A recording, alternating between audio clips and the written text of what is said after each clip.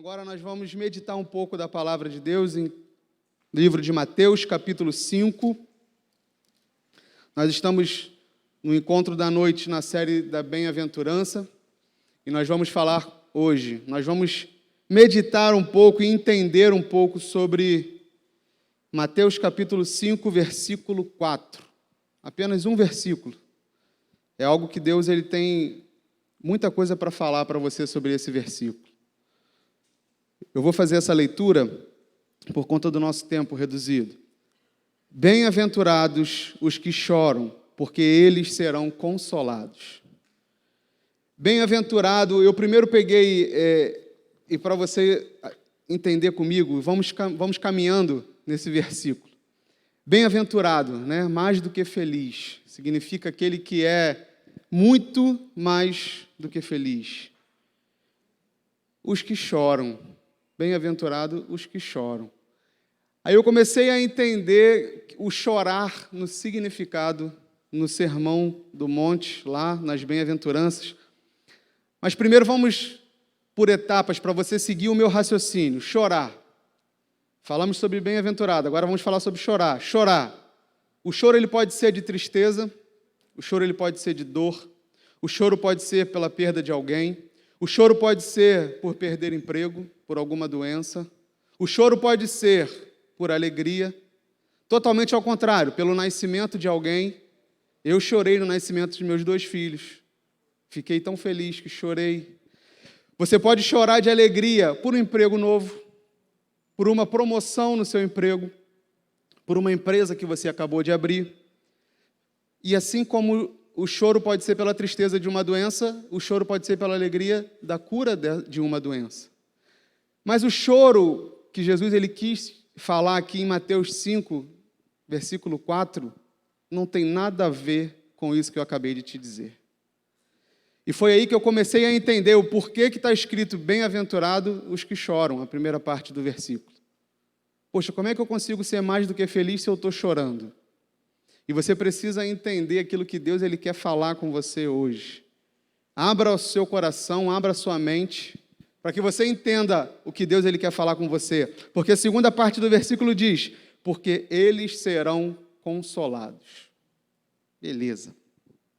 Então existe esse choro que eu falei, o choro que talvez você conheça, e você deve estar se perguntando, mas que choro é esse que está na Bíblia? Que choro é esse que quer dizer lá, Jesus sentado ali falando sobre isso? Que choro é esse? É estranho a gente pensar. Mas o choro que Jesus se referiu aqui é sobre o arrependimento de pecados. O choro que significa aqui nesse momento é aquele choro de dor, não por algo que alguém cometeu ou que aconteceu com alguém e que você se compadeceu da dor do outro. É a sua dor. É o seu pecado.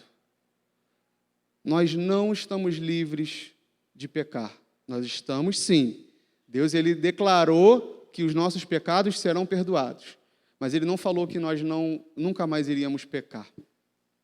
E eu comecei a fazer um pensamento sobre isso e sobre o que foi a essência desse sermão da montanha. Comecei a olhar não só esse versículo que a gente vai falar hoje, mas eu comecei a olhar todos os versículos e comecei a fazer um estudo aprofundado e eu cheguei a uma conclusão, que a essência do sermão da montanha, eu até anotei, foi o apelo de Cristo a seus seguidores para serem diferentes de todos os demais. Ele trata do relacionamento não do homem com o homem. O sermão da montanha ele vai nos ensinar nosso relacionamento com Deus. Eu e Deus, você e Deus. Ele não estava preocupado em chorar, em você ser pobre de espírito, que vimos na semana passada, a não ser para que você tenha uma diferença entre os demais. Para que você seja diferente não só por aquilo que você aparentemente é diferente. Tem gente que tem barba, tem gente que não tem barba, tem gente que tem o cabelo grande, cabelo pequeno. Não é essa a diferença. A gente não está falando sobre isso. Estamos falando sobre um relacionamento seu com Deus, intimidade com Deus. E chorar é algo que você entende e você começa a ver que o consolo, que é o Espírito Santo de Deus, ele vai te fazer entender que chorar é quando você se arrepende ou quando você tem um sentimento dentro de você que te gera a mudança de comportamento. Aquilo que você começa a ver, e eu completei isso quando o apóstolo Paulo ele fala em 2 Coríntios 7,10, que ele fala sobre a tristeza, que a tristeza, segundo Deus, opera arrependimento para a salvação. O arrependimento para a salvação é esse tipo de choro que ele fala em Mateus. O arrependimento para que você consiga mudar a sua rota e você consiga fazer a diferença onde você estiver, com quem você estiver falando, porque aquele que colocou no seu coração esse choro, ele te consola. Deus, ele sabe de todas as coisas. Deus, ele sabe tudo o que acontece no nosso dia a dia. Mas se você não falar para Deus a intensidade, ou se você não cair na real sobre a intensidade daquilo que aconteceu, você não tem uma mudança de comportamento. Estou vendo gente olhando para mim com a cara de que não entendeu. Vamos dar exemplo prático. Exemplo prático. Meu filho se machucou, bateu, está doendo, está roxo. Mas se ele não reclamar para mim, naquele momento que está doendo, eu vou achar que não está doendo. Apesar de eu imaginar que esteja doendo, porque ele bateu, ficou roxo. E o que eu preciso para tomar uma atitude? Pai, está doendo. Ou choro. Beleza? Chegamos nesse ponto? O choro diz muita coisa. Por isso que está comparado ao choro. A você parar e analisar naquilo que você tem feito, naquilo que você está fazendo. E você consegue identificar que tem algo de errado na sua vida. Você consegue identificar que algo que o Espírito Santo de Deus ele fala para você. E às vezes você fala assim, pô, não sei o que é, mas isso não está legal. Isso não está batendo direito. Isso não está certo. E você não sabe por que não está certo, mas você tem esse sentimento. Parabéns, Deus está falando com você através do Espírito Santo dele. E é isso que você precisa entender e seguir essa direção. Você precisa seguir. E eu começo a meditar sobre o choro, que tipo de choro, porque essa palavra chamou muito a minha atenção, sobre o choro. Como que você é bem-aventurado se você chora. E o choro, ele precisa ser espontâneo. Volto ao exemplo do meu filho. Agora eu vou falar da Gabriela, da menorzinha. Quando quer fazer uma manha, chora. Não é espontâneo, porque não desce uma lágrima. Ela só quer chamar a atenção. O choro ele precisa ser espontâneo. E Deus me fez lembrar da história daquela mulher que lava os pés de Jesus. E no meio que ela está lavando os pés de Jesus, ela sente o arrependimento, ela chora e a lágrima vai caindo nos pés de Jesus, e ela vai limpando e seca com seu cabelo. Isso é um choro espontâneo. Não é um choro de remorso, é um choro de arrependimento. É aquilo que você muda e não faz mais. É aquilo que você coloca no eixo que saiu do eixo. É aquilo que você consegue identificar e falar assim, eu errei aqui e eu não faço mais. Acabou. É fácil? Não. Mas se você não tiver o Consolador, não adianta. Você vai errar de novo. Se você não buscar essa força onde precisa buscar, ele te consola e faz você ter uma mudança de comportamento. E você não peca mais naquele sentido ali. Outros pecados existirão. Se alguém falou para você que não existe, eu vou te dar essa triste notícia. Existe. Mas não significa que você não tenha perdão para esse. Você só precisa mudar o seu comportamento. O pecado, quando você chora e vem o consolo, o pecado não tem mais sentido. O pecado não faz mais sentido para você praticar aquele pecado. O que a gente não pode é fazer com que acostume com esse pecado. Que a gente acostume com essa vida que levamos. Que a gente acostume a chorar de modo sem ser espontâneo, ou simplesmente não chorar. Porque você pode pensar assim, mas a minha vida é assim mesmo, é tudo assim, vai ser dessa forma, comigo sempre acontece isso. Aí você não chora mais. Você acha que é normal tudo dar errado para você? Você já falou isso? Comigo sempre acontece isso, comigo sempre dá errado. Você não está tendo consolo. E o pastor Mário falou aqui, já está tudo liberado para você.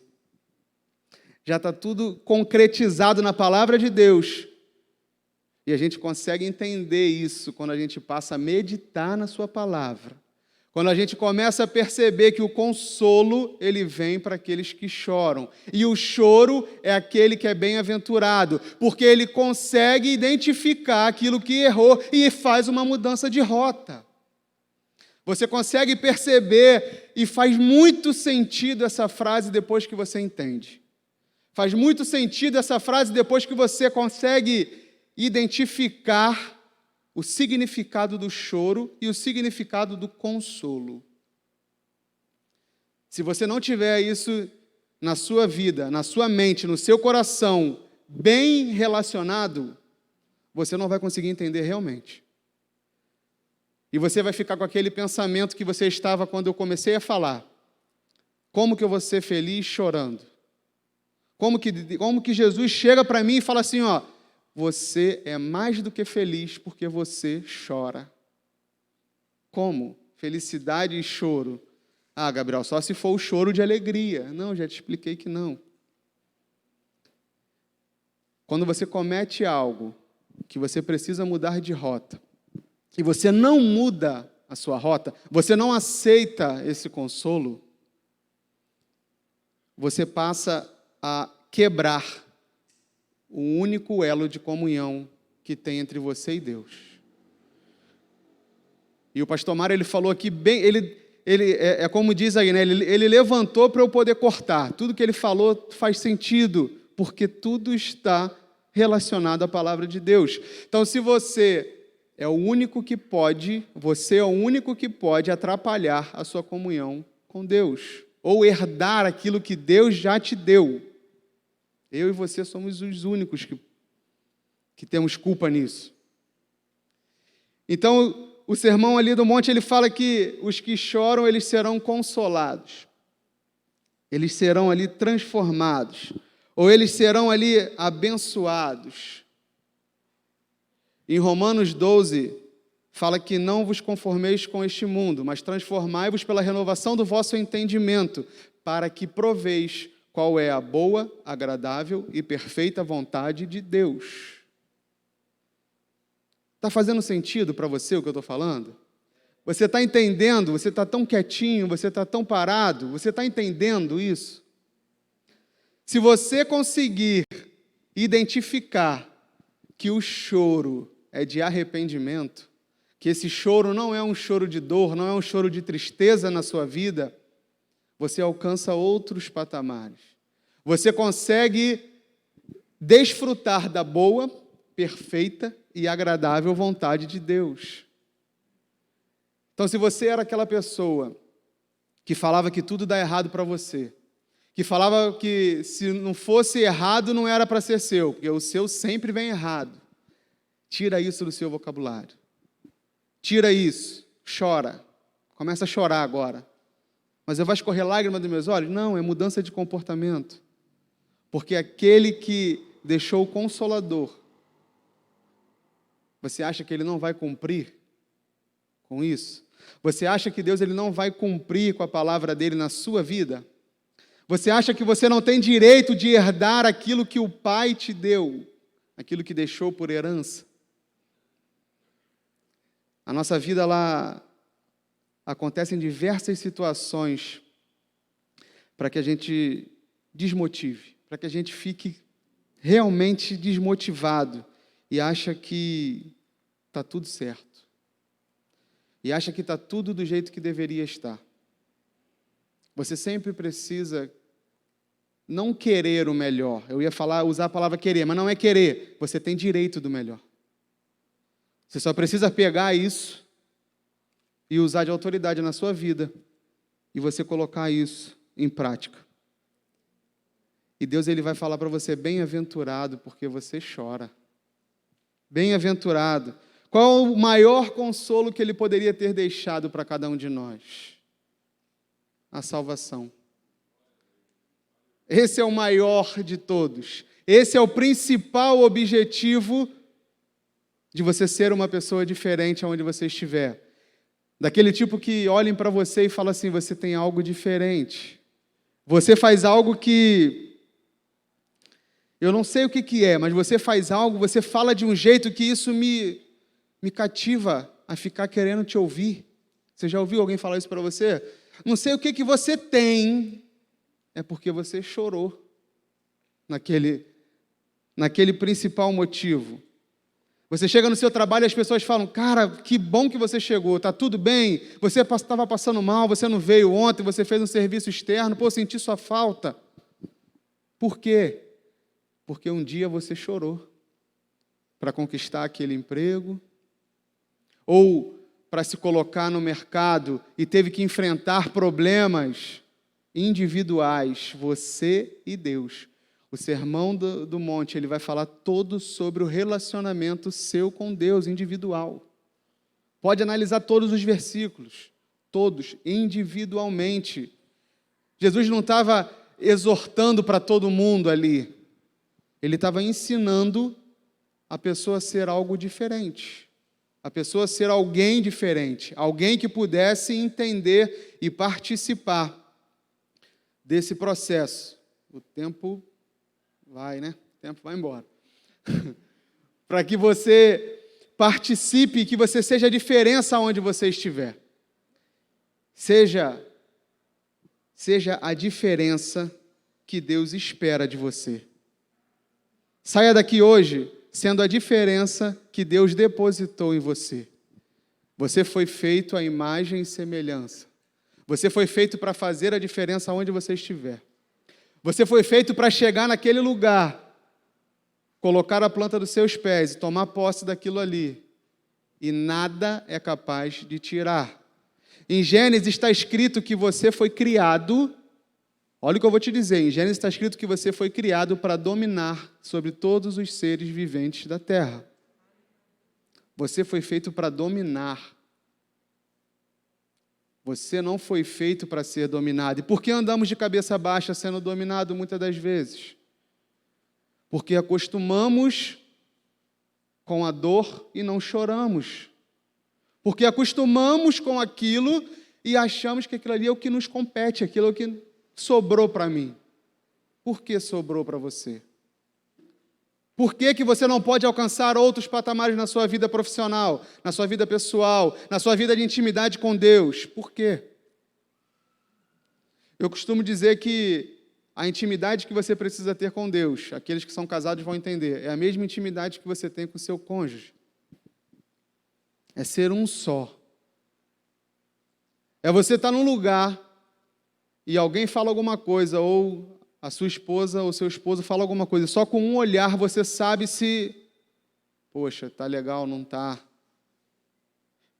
Eu, quando fazia bagunça, minha mãe e meu pai só olhavam, eu já sabia que estava errado.